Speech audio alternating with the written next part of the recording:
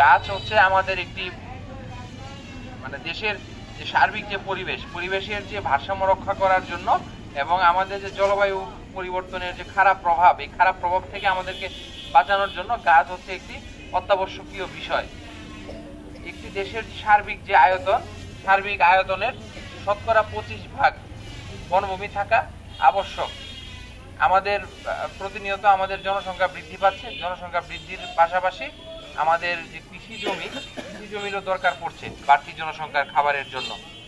এই হিসেবে দেখা যাচ্ছে যে আমাদের বনভূমি, আমরা অনেক ক্ষেত্রেই বনভূমির কিছু অংশ এটা আপনার বসতবাড়িতে পরিণত হচ্ছে কিংবা ফসলি জমিতে পরিণত হচ্ছে। সেই ক্ষেত্রে আমাদের বনভূমির আয়তন কিন্তু কমছে।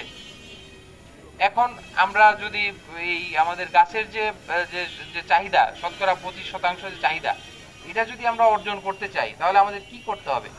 আমাদের এটা করার জন্য আমাদের বাড়ির আশেপাশে আনাচে কানাচে প্রতিটি জায়গায় যেখানে খালি জায়গা আছে, এমনকি রাস্তার মাঝখানে যে আমাদের রোড আইল্যান্ড, যে রোড ডিভাইডার আছে কিংবা রাস্তার পাশে খালি জায়গা যেখানে গাছ লাগানোর সুযোগ আছে সেখানেই গাছ লাগাতে হবে, যেন আমাদের যে এই ঘাটতি যেন আমরা পুষিয়ে নিতে পারি। এবং আপনারা জেনে আনন্দিত হবেন, আজকে থেকে আমাদের প্রায় 10-15 বছর আগে যেখানে আমাদের বাংলাদেশের যে শতকরা যে গাছের পরিমাণ ছিল 9 থেকে 10%, কিন্তু এই সরকারি উদ্যোগের কারণে এবং এই যে আমাদের এই জনসচেতনতার কারণে, আমাদের যে এইভাবে বৃক্ষরোপণ অভিযান পরিচালনা করার কারণে, এবং মানুষজন কিন্তু এখন অনেক সচেতন। এখন মানুষজন একটা গাছ কিন্তু কাটতেই চায় না। আর যদি কোনো সময় মানে ব্যক্তিগত কাজে যদি না লাগে কিংবা দরকারি কোনো কারণ ছাড়া কোনো মানুষ কিন্তু এখন অকারণে কোনো গাছ কাটে না, সবাই গাছ রোপণ করে। এবং দেখা যায় এখন আমাদের গাছের পরিমাণ আনুমানিক 16 থেকে 17%, আগের চেয়ে অনেক বৃদ্ধি পেয়েছে। এভাবে কিন্তু আপনারা দেখবেন কিন্তু এই যে পরিমাণটা বেড়েছে, এই পরিমাণটার কারণে কিন্তু আমাদের নতুন কোনো বনভূমি কিন্তু সৃষ্টি করতে হয়নি। আমরা আমাদের যে পরিবেশ আছে, আমাদের ফসলি জমির আশেপাশে খালি জায়গা, পতিত জমি, উঁচু জমি, রাস্তার পাশে, এইসব জায়গায় রোপণ করার মাধ্যমেই কিন্তু এই পরিমাণটা বাড়ানো সম্ভব হয়েছে। আপনারা সবসময় এই বিষয়টা চিন্তা করবেন, মানে যেখানে বছর বছর আপনাদেরকে ফল দিবে, এই গাছের ফল থেকে আপনারা উপকৃত হবেন, অন্যান্য জীবজন্তু পশু পাখি যারা আছে তারাও উপকৃত হবে। আর ফলজ বৃক্ষ এবং কাঠের গাছ এইগুলা লাগানোর কিন্তু বিজ্ঞানসম্মত নিয়ম আছে।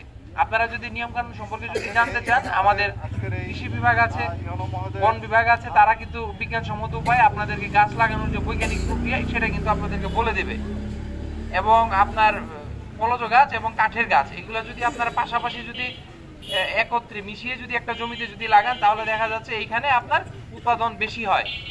আর একটা গাছ যখন আপনার পরিপুষ্ট হয়ে যায়, এটা আপনার এক ধরনের আর্থিক, আপনার পরিবারের এবং আপনার নিজের একটা আর্থিক নিরাপত্তা হিসেবে কাজ করে।